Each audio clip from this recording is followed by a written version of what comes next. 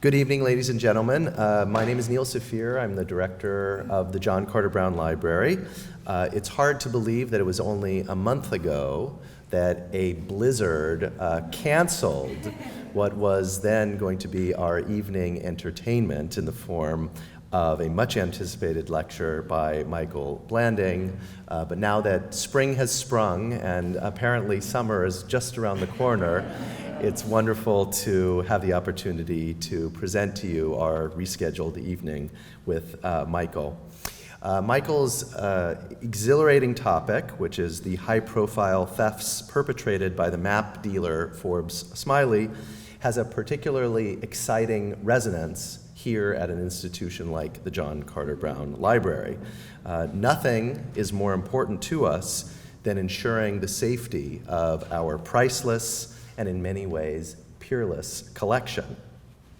Since my arrival, now a little more than 2 years ago, we've taken many steps to make the library's materials more accessible to the public through exhibitions, through spaces of public engagement, and through weekly lectures and events where we bring people into contact, often personal contact and physical contact, with our world-renowned collection of maps, prints, and books. But we have also made many security adjustments, important security adjustments, to ensure that our materials are safe. We can't tell you what those adjustments are. We do have our trade secrets, after all. But we can certainly no longer rely on knowing the identity of everyone who comes into this room, or assuming that if we do know you, we know that you have our best interests in mind, even though, of course, we love you very much. Indeed, it is precisely that way that Forbes Smiley managed to avoid being caught for so long, as he scoured the rare map repositories along the eastern seaboard looking for maps with which to abscond. We take great pride here at the John Carter Brown Library that on those few occasions that Forbes Smiley walked through those doors and into this very room, laying out maps and atlases to peruse, he didn't manage to make off with any of our treasured objects. All that came out of this reading room were a few good stories that we can happily recount amongst ourselves and that you will undoubtedly hear some of tonight. Michael Blanding is a Boston-based investigative journalist whose work has appeared in Wired, Slate, The Nation, Consumer's Digest, the Boston Globe magazine, and other magazines as well. His first book was entitled The Coke Machine, The Dirty Truth Behind the World's Favorite Soft Drink, and was published by Avery Penguin in 2010. His latest, The Map Thief, and we have copies of the paperback edition available for sale and signing after this presentation, was published by Gotham Books in June of 2014, named a New York Times bestseller, an NPR Book of the Year, a New England Indie Books bestseller by the New England Independent Booksellers Association, and winner of several other awards as well. And I should also say that based on a visit to the Beinecke Library about a year and a half ago, I made the suggestion, or actually we at the library purchased for the staff here, copies of Michael's book that we discussed at one of our staff meetings as a way of talking about the important cultural and also security arrangements and values of the security of the collection, and it was a great hit. So that's really speaks, I think, not only to the public appeal of a topic like this, but really the importance for librarians and anybody who cares about these materials. Michael is currently a senior fellow at the Schuster Institute for Investigative Journalism at Brandeis and a staff writer at the Harvard Business School. And his writing really ranges very far and wide in many different genres. I think what unites it is a real entertaining and informative combination that brings together a lot of talents and that you will undoubtedly see in his presentation this evening. I also wanted to say that we're having a reception afterwards. We encourage you to stay for. For those of you who are interested, next Monday we also have another event that is a public lecture by Francois Furstenberg, who this is actually our second rescheduled because of Blizzard event, this one from last year, which is our annual Sonia Galetti lecture, which will be given on the topic of when the United States spoke French, about the earliest generation of French people in Philadelphia. So we encourage you to come Monday at 5:30 as well. In the meantime, please join me in welcoming the man who brought this fascinating story about the map thief to life for so many readers and map enthusiasts, Michael Blanding.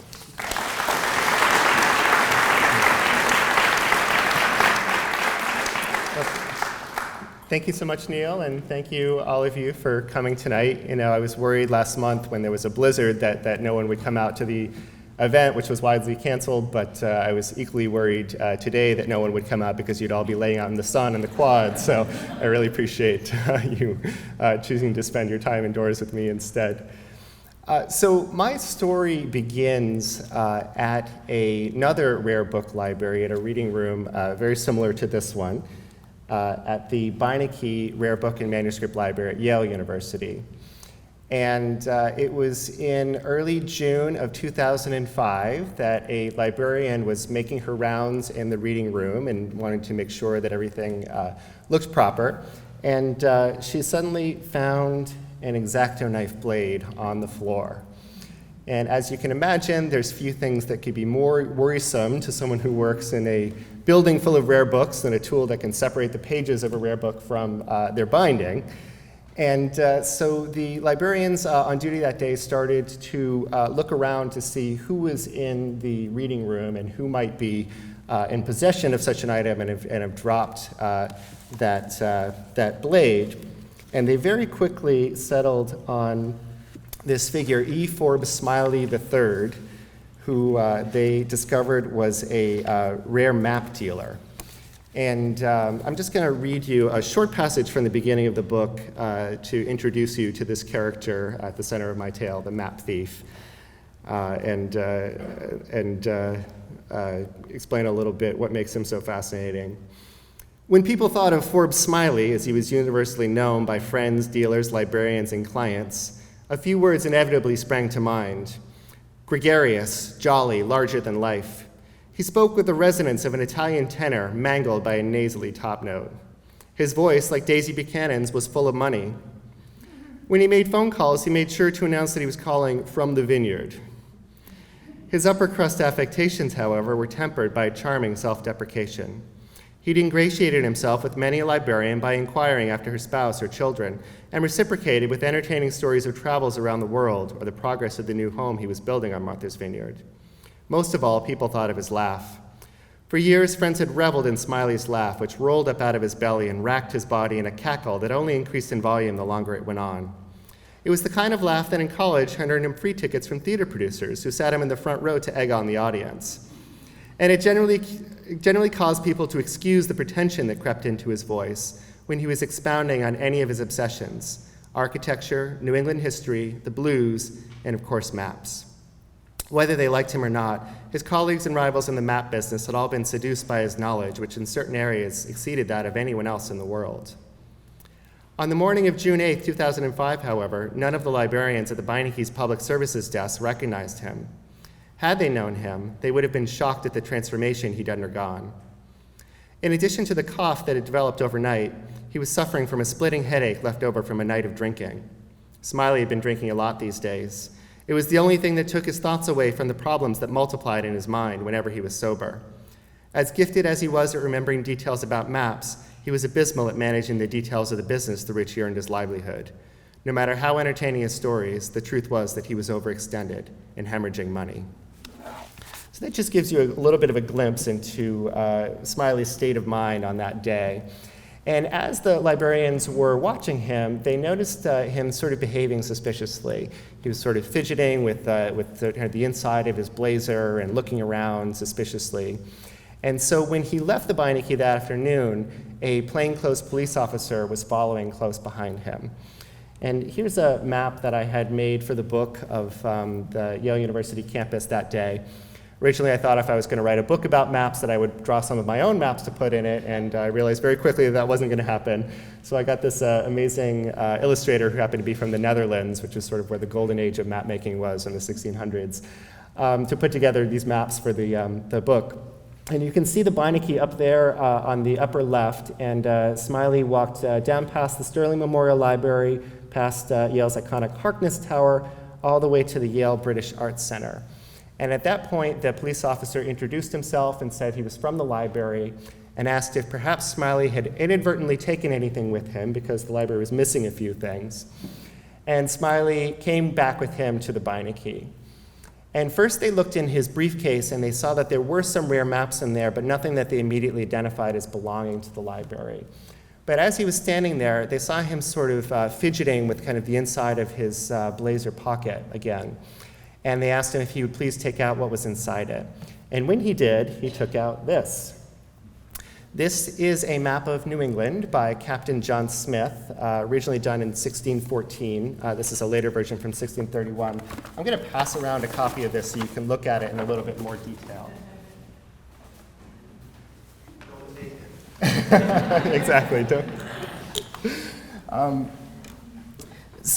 And I want to pause for a second and tell you about this map and explain a little bit about what makes it so important and so valuable. As we know, Captain John Smith was one of the founders of the Virginia colony and one half of America's original power couple with Pocahontas. But there was sort of this second chapter that Smith had after he was sort of kicked out of Virginia for reasons I won't go into. He started exploring this area that was then just known as North Virginia. And Smith thought that it needed a snappier name, and so he came up with the term New England as a way to claim it for both his home country and for himself. You can see there's this enormous portrait of himself that he put in the upper corner to make it clear that he was going to be the one that was going to be in command of this new colony. And he was vain enough that he actually changed this portrait over time. So this is a later version of the map, and his jacket is more elaborately decorated, and his beard is a little bit bushier. But more to the point, up and down the coastline, you can see there's these names of all of these English cities and towns. You can see it clear on the one that I'm passing around. And if you think about it, in 1614, that was before the Pilgrims had even landed at Plymouth Rock. And so none of those towns actually existed. And the reason that they're there is because Smith put them there. He changed all of the Native American villages, the names of the Native American villages, to these familiar English names. It's a sort of act of virtual colonization that occurred before any settler set foot in our area. And really cemented that impression in the minds of people that this was English territory and that this was going to be colonized by the English. And so when the Pilgrims came in 1620, they actually came with a copy of Smith's map with them. Originally, Smith offered to join them. He said, "No, thank you, we're just going to take your map." And they steered to an area on the map that he had marked with the word Plymouth, and that's actually where they founded Plymouth Plantation. So this is really one of the founding documents of our region and of our country. And it's also an incredibly rare map. There's maybe a few dozen copies of this in various editions that still exist, most in institutions like this one. And if and when it does appear at auction, it can go for $25,000, $50,000 easily. And so when Smiley pulled this map out of his pocket, one of the librarians immediately recognized it as belonging to a book that Smiley had been looking at that day. And she said, and I quote, "That's our map." And they called the New Haven police, and they came, and they put him in handcuffs, and they led him away for the night. Eventually, the FBI, very quickly actually, the FBI got involved in this case, and they realized that they had a problem on their hands. As I said, this is a very rare map, but it's not of a one-of-a-kind object. There's a number of copies of this, and who's to say that Smiley didn't just walk into the library that day with another copy that wasn't Yale's copy. And so they needed proof that Smiley had indeed taken a copy from one of the books he was looking at that day. And they got very lucky early on, not with this map, but with another map that Smiley had on him that day, which is this one. This is a map of the world by a Dutch map maker named Gerard de Jode. He was working during that sort of golden age of cartography in the Netherlands I spoke of. It's even more rare than the Smith map. This one, there's very few copies in the world. It can go for $100,000, $120,000 if it were to ever appear at auction. But it wasn't what was on the front of the map that really interested investigators, as beautiful as it is, but what was on the back of the map. There were these 4 pinhole-sized wormholes that had been made by some parasitic pest hundreds of years ago as it sat on the shelf of a library. And it turned out that those wormholes matched up perfectly with wormholes that were in the atlas that Smiley had been looking at that day. So this was sort of a cartographic CSI. It was better than a fingerprint that showed, yes, indeed, this very map did come from this very volume.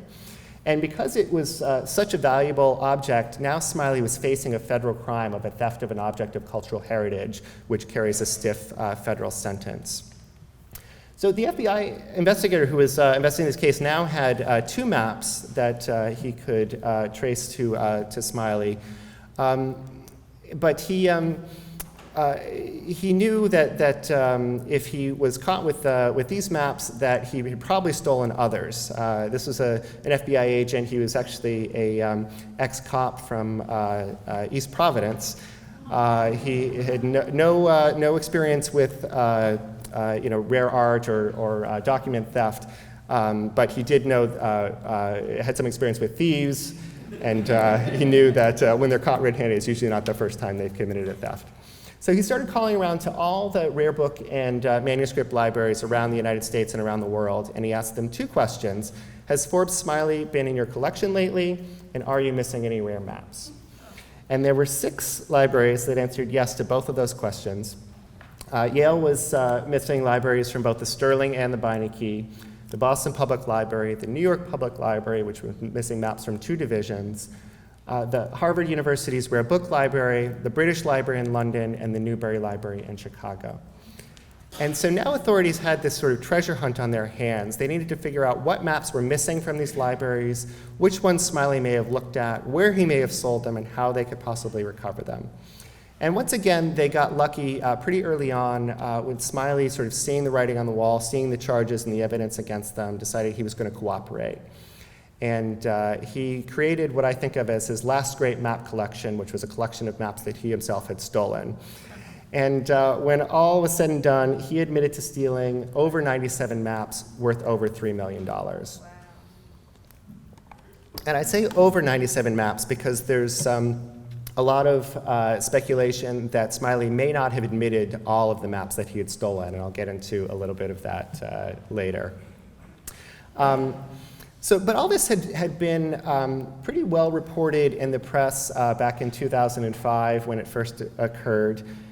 There was a New Yorker article that some of you may have seen, which was my first introduction to this story.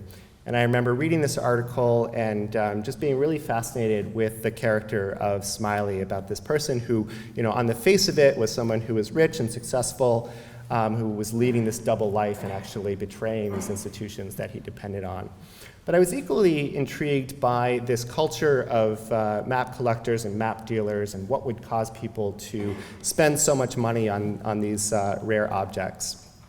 For me, I'd always been a map lover. I'd always been fascinated with maps. I think my fascination occurred when I was a kid reading fantasy novels. I don't know if there's any fantasy novel fans in the audience, but if so, you know that in each one of these books there's a map right on the cover page. And I remember tracing the journeys of the characters in the novel on these maps as I was reading the story, and also fantasizing about some of the stories that might be occurring in other places on the map. And I think that that's one of the appeal of maps, is that there's something about them that kind of invites our imagination to explore either places that we've been or places that we'd like to go, or sometimes even places that don't exist. And so when I was in college, I worked for a college professor who had his house decorated with subway maps from around the world. And so when I started traveling the world after college, I thought that that was a pretty cool idea, so I started collecting my own subway maps from around the world. Different cities that I've been to, and these are just some of the ones that are hanging on my wall. I even have my author portrait taken with my tube map of London. And again, there's something about just looking at these maps and kind of reading the names on the different subway stops and the way it sort of represents this kind of city in kind of miniature, this kind of skeletal representation of a city that I think just provides endless kind of fodder for the imagination. So I'd always been intrigued by maps, and the story had always stuck with me over the years. But the one thing that had never come out in the story was Smiley's own side of the story, his own description, his own telling of why he did what he did. And so it was in 2011 when there was a new map center that was opening at the Boston Public Library, and I took that as an opportunity to tell this whole story from start to finish. And I contacted a friend of Smiley's, and he said, I think I can get him to talk to you. I was going to write a magazine article for Boston Magazine. And so I went to Martha's Vineyard, and I met with Smiley at the Black Dog Bakery, and I sat across a picnic table for about 4 hours talking to him and listening to the story of his life. And by the time that afternoon was over, I completely scrapped any idea of writing a magazine article. I said, this has to be a book. There were just too many kind of twists and turns and different elements of the story that were so fascinating that a magazine article just couldn't do it justice. So I'm just going to tell you a little bit about what I learned about Smiley in my reporting, and also about what I learned about some of the maps that he stole. This is another map that I had made of some of the key locations in the book. Smiley actually didn't grow up, despite his name, he didn't grow up from some sort of aristocratic New England family. His family was quite middle class. He grew up in a small town called Bedford. He was the son of a computer engineer who actually got his degree from Brown. Fun fact, I actually did some of my research here. But he was always somebody who was really intelligent and really bookish. He was somebody who was a really special kid, even at a young age. He seemed to know a little bit about everything. He was kind of always the smartest person in the room, but he wasn't shy either. He was this big, sort of larger-than-life personality. He had the lead in the school play. He could do all these kind of magic tricks, and he could whittle, and he could create things out of wood. And in all of these elements, you can kind of see the genesis of his later success as a map dealer, and also his success as a map stealer, in the fact that he knew exactly what to steal. He had that deep knowledge. He had that kind of charming personality that he could set people off their guard. And then he had that kind of skill with his hands that proved to be very useful when he was slipping some of these maps out of rare books and some of these libraries. After leaving New Hampshire, he went to school at Hampshire College in Amherst, Massachusetts. There's a picture of his college yearbook photo. And then he settled in New York, where he started at a department store selling rare maps in this kind of division of this department store. And it was located right down there, a few blocks from the New York Public Library.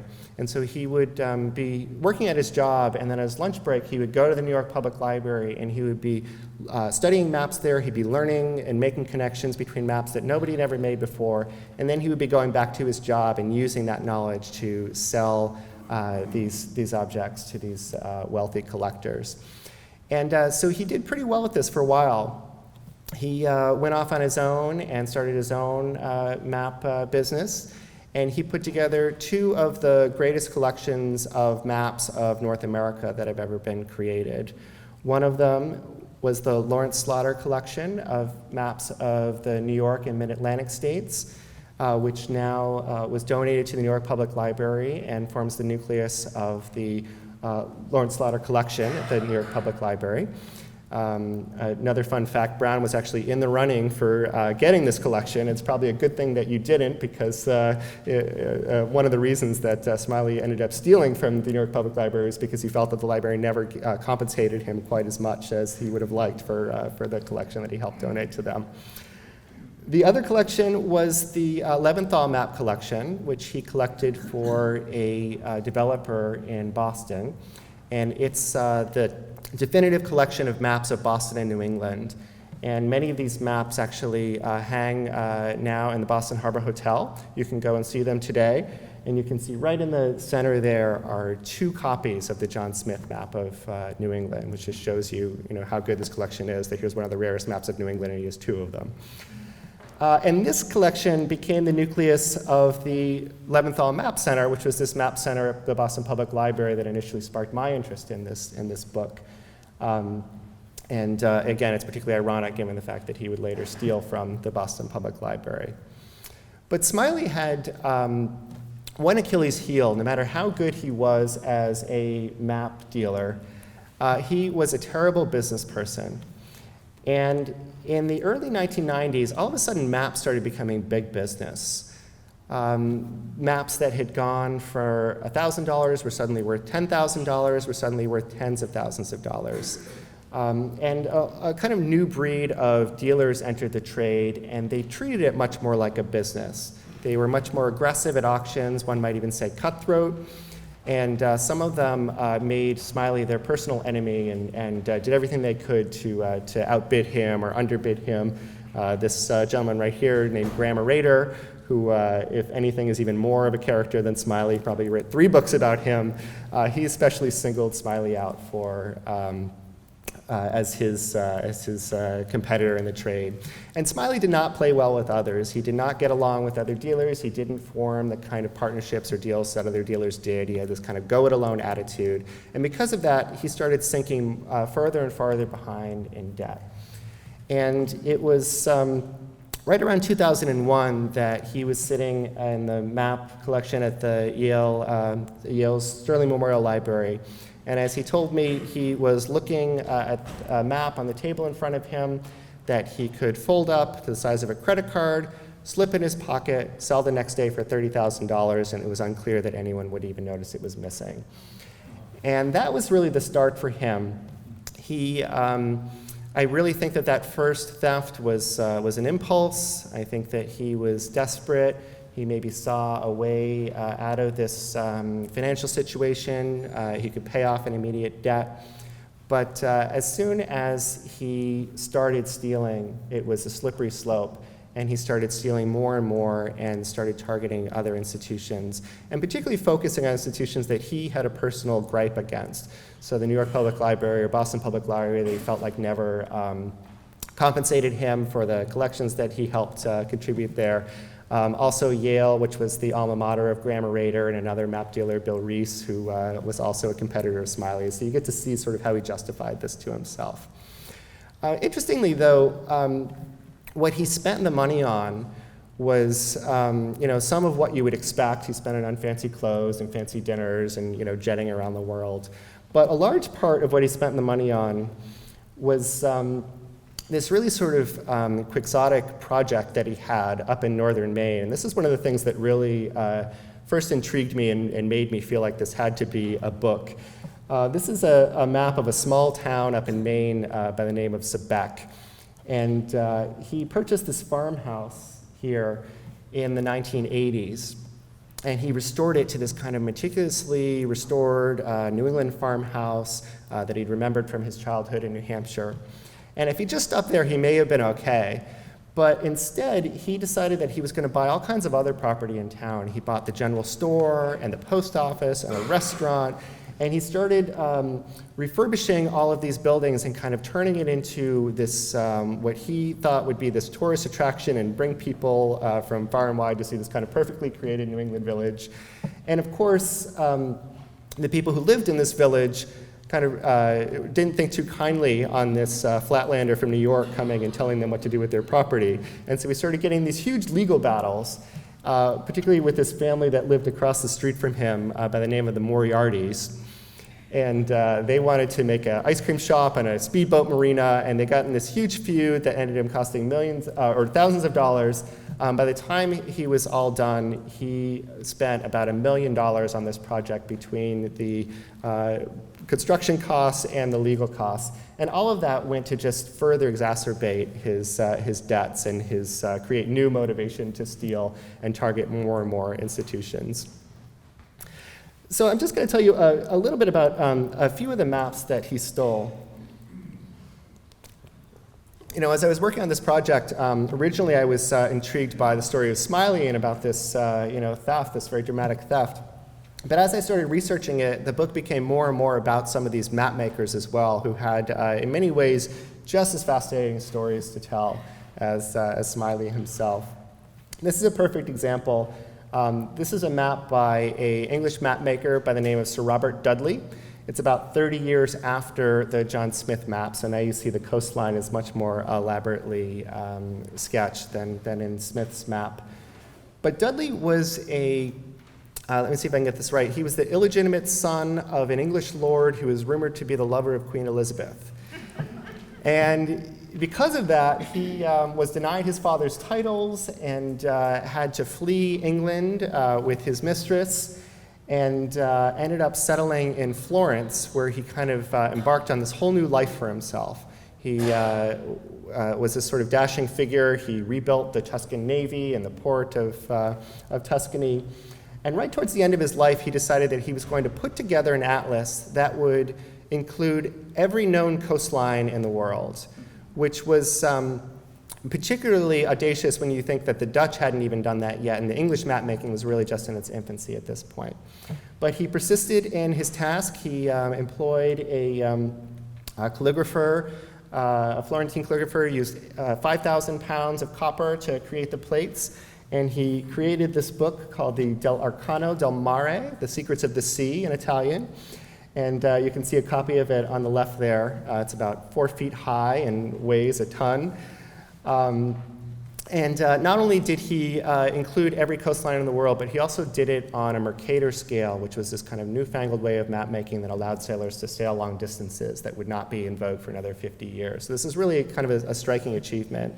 And after he completed this, the King of England actually pardoned him and restored his titles and invited him to return to England, but he said no, it was enough just to get the titles restored. He died 3 years later in Florence. This is actually the Boston Public Library's copy of this book, and the picture on the right here is a place where Smiley actually took a razor blade and cut out 3 pages of this book at once. Including that map of New England that I just showed you, also another map of Chesapeake Bay and one of the Carolinas. And after all was said and done and the FBI was getting all of their maps back, they actually noticed that the one in the middle of Chesapeake Bay looked different than the other 2. It had folds in different places, it was slightly smaller, and that's because that was actually the New York Public Library's copy. And it was part of the Slaughter collection that Smiley himself had helped to donate to the library. And Boston's copy of that page was actually never returned. The book was restored, missing that page to this day. So that's an example of at least one map that Smiley stole that he didn't admit to taking. And I found evidence of at least a dozen more that have kind of turned up at various stages, or evidence has turned up that he's stolen them. That he didn't admit to taking on his list of maps that he admitted to. One more map I'm going to show you here. This is another map of New England. This was done around 1675, and so now we're 30 years later than the Dudley map. And this is a map by another English map maker by the name of John Seller. And at this point now, English map making has really taken off. England has really started settling its colonies. As you can see, they've moved into the interior, away from just exploring the coastline. And what's particularly interesting about this map is that it was done during a very traumatic time for the English colonists, which was the outbreak of King Philip's War.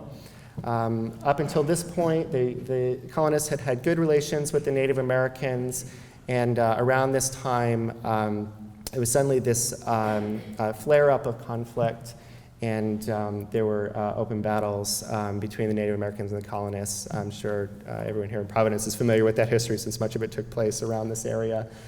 But I wanted to point out, right in the middle of the map here, you can see that there's a picture of a band of Native Americans that are kind of charging at this group of colonists that are firing their muskets at them. And that's because that is the location of Colonial Deerfield, which was the site of a massacre that occurred early on in the war.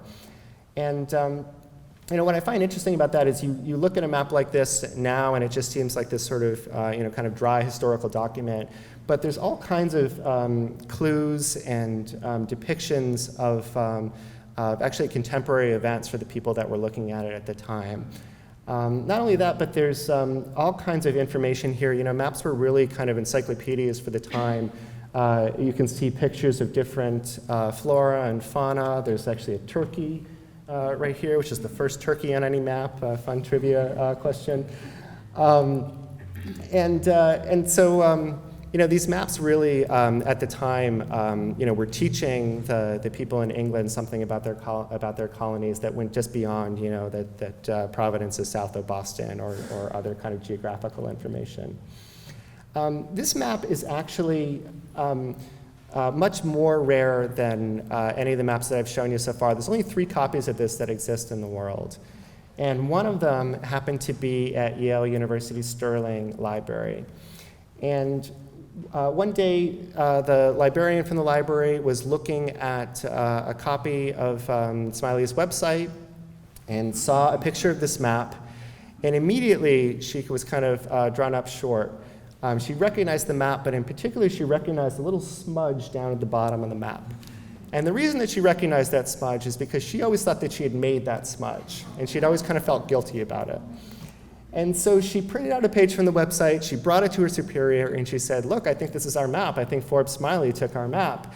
And her boss said, and I quote, "What do you want me to do, arrest the guy?" And that was in 2002, 3 years before Smiley was actually arrested. So she was one of the sort of unheralded kind of heroes of the tale that this whole thing may have ended a lot more quickly had she been listened to. Incidentally, another hero in the story was the map curator at the John Carter Brown Library, Susan Danforth, who was kind of always suspicious of Smiley years before he was arrested and found out to be a thief. And something about him that she just didn't sit right with him. She'd kind of been told, stories about him from other dealers. And so anytime he came to the John Carter Brown Library, she made a point to sit next to him. And she told me, as I was reporting in my book, that those were some of the most enjoyable afternoons that she spent in the library because she just, he had so many great stories and so much great information about all the maps that they looked at. But thank God she did, or the John Carter Brown may have been on that list of institutions that I showed you earlier. So the strange story of this map, however, does not end there. This map was actually stolen twice from Yale. It was stolen in 1978, and then it's stolen again in 2001 when Smiley took it. And he sold it to a map dealer, a map collector who was the patron of a map library up in Portland, Maine. And it just so happened that there was this big map conference that was happening in Portland, Maine, where all the biggest map dealers and collectors and historians were all gathering to talk about maps. And it was going to be held at this library. And he wanted to do something really special to kind of commemorate this conference. And so he contacted Shipyard Brewery, and he asked them to create a special commemorative bottle of beer for the occasion. And what better to put on this bottle of beer than this beautiful new map that he had acquired from Forbes Smiley. As you see, he produced it faithfully, including the colors that were put on the map. You can see there are these colors, it's actually kind of washed out on this picture, but there's kind of this bright green colors and the skirts of the Native Americans. There's pinks and yellows. All of those colors had been added by Smiley when he stole the map in a way to disguise its origins. So I just, there's part of me that just loves this image of all of these, map dealers and collectors, sitting around and eating their lobster and talking about maps and no one realizing that they were actually holding stolen property in their hands. But on a more serious note, it just goes to show you how in some ways this is really the perfect crime, that because there's multiple copies of these things, because he was so well known and regarded in the field, and he would be the last person someone would suspect. He was putting maps into libraries. They would not suspect him of taking them out of libraries. He could get away with this for a number of years, and it really took him dropping that razor blade on the floor of the Beinecke Library to really cause his undoing.